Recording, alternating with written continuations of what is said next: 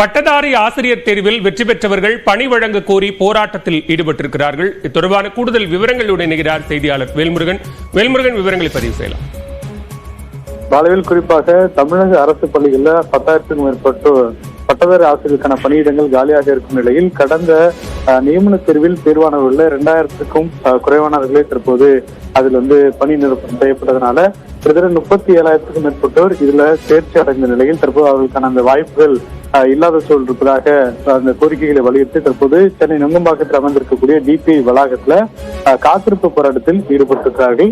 கிட்டத்தட்ட 50க்கும் மேற்பட்ட ஆசிரியர்கள் தொடர்ச்சியாக இந்த போராட்டத்தில் தற்போது பங்கேற்றிருக்கிறார்கள். கிட்டத்தட்ட இந்த நியமன தேர்வு அப்படிங்கிறது கிட்டத்தட்ட 12 ஆண்டுகள் கழித்து இந்த தேர்வானது நடைபெற்றிருக்கிறது.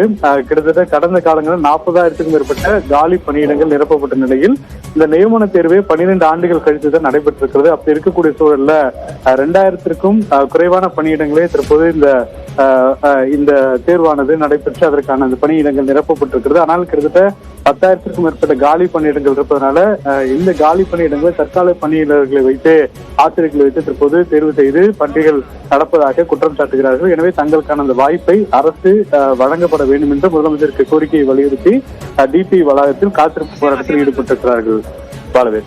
விவரங்களுக்கு நன்றி வேல்முருகன்.